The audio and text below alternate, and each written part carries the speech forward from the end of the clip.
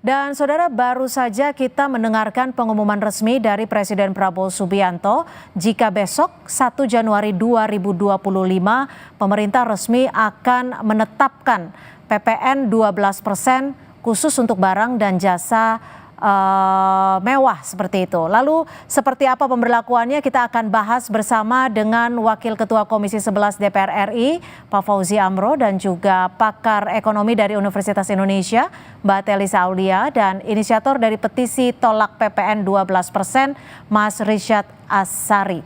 Saya akan coba ke Pak Fauzi terlebih dahulu. Pak Fauzi, kalau dilihat dari pengumuman yang baru saja disampaikan oleh Presiden Prabowo, ini nanti pembagiannya akan seperti mana? Seperti apa sih kira-kira pembagian barang mewah, barang tidak mewahnya akan bagaimana? Pro kontra di tengah-tengah masyarakat itu berakhir seperti itu, Mbak. Bahwa Pak Presiden Prabowo didampingi oleh Menteri Keuangan dan jajaran Menteri Keuangan mengumumkan secara resmi berlakunya PPN 12% untuk barang dan jasa yang mewah.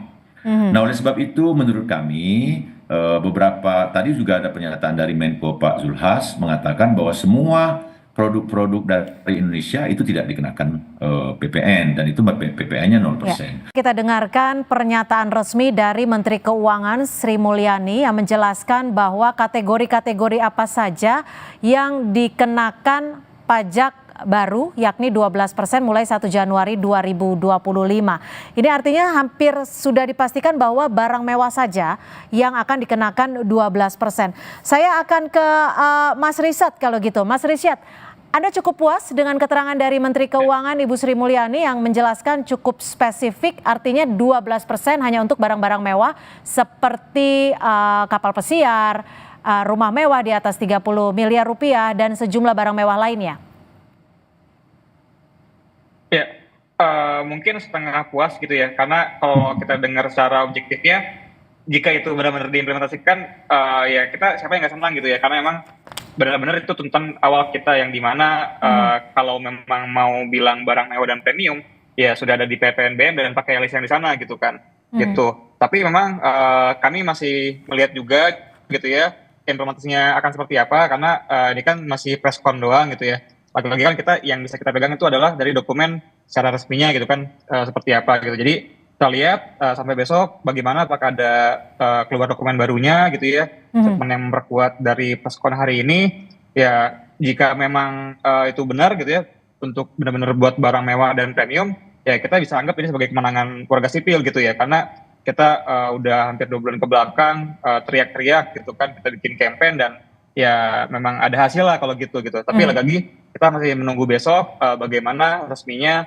dari kementerian seperti itu. Oke, Mbak Telisa, kalau Anda melihatnya ini kan sudah cukup dijelaskan secara spesifik seperti itu ya oleh Menteri Keuangan Sri Mulyani.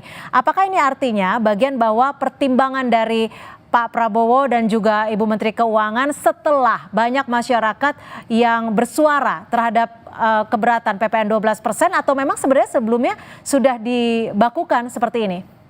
Ya, kalau saya pertama mau apresiasi ya bahwa ternyata pemerintah alhamdulillah mendengarkan juga masukan dari masyarakat. Artinya karena memang ini sempat dinamis sekali ya. Awalnya kan memang PPN BM saja. Terus kemudian banyak masukan-masukan. Tadi kan disampaikan ya banyak sekali masukan dari masyarakat diskursus mengenai ini sangat luas sekali. Nah kemudian disampaikan bahwa ternyata tidak jadi barang mewah, akan lebih luas seperti itu. Nah itu yang banyak menimbulkan keresahan di masyarakat dan banyak sekali masukan di situ. Nah ternyata akhirnya dirubah kembali, ini lebih betul-betul spesifik barang mewah dan lebih dijelaskan lagi. Kalau awal kan masih belum jelas ya barang mewahnya seperti apa. Kalau tadi sudah disampaikan secara sangat mendetail oleh Ibu Menteri Keuangan. Jadi ini sangat apresiasi sih bahwa artinya ada suatu mekanisme di mana pemerintah mendengarkan suara dari rakyat, dari kita semua. Meskipun tadi disampaikan bahwa ya kalau pengennya mah semuanya bebas, tapi kan tidak seperti itu ya. Tetap ada yang perbaikan dari situ. Artinya ada yang kita pilih yang meminimalkan resiko untuk masyarakat. Seperti tadi kan disampaikan kebijakan pajak yang berkeadilan dan pro rakyat. Jadi artinya mendengarkan. Nah kalau barang mewah itu kan tadi dampaknya lebih moderat kepada perekonomian seperti itu. Dan lebih masyarakat kelas atas kan tentu lebih daya tahannya terhadap penambahan 1% itu tentu akan sudah lebih mampu diperhitungkan. menyesuaikan seperti itu ya. Betul. Pak Fauzi, sekiranya Ya, ada, ini kan dijelaskan melalui press conference, apakah memang diperlukan seperti yang diinginkan oleh Mas Risyad tadi bahwa dibutuhkan secara tertulis untuk memastikan bahwa apa yang disampaikan Ibu Menkyu akan diterapkan secara konkret?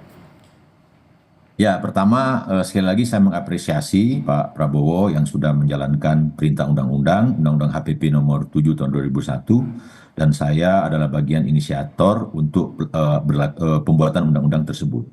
Yang kedua, menurut saya jelas itu PP nomor 15 PMK Peraturan Menteri Keuangan nomor 15 tahun 2023 sudah disampaikan jenis barang-barang mewah juga sudah dimasukkan dalam itu, tadi sudah dibacakan oleh Bu Menteri.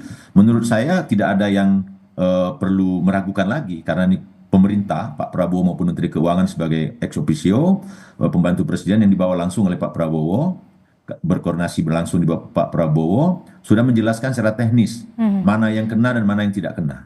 Nah, oleh sebab itu menurut saya sepakat dengan Pak Risa tadi, pengawasan dan bantalan-bantalan sosial yang dijanjikan kemarin lewat paket kebijakan ekonomi jangka pendek maupun paket kebijakan ekonomi yang sudah masuk di APBN, itu sama-sama kita kontrol.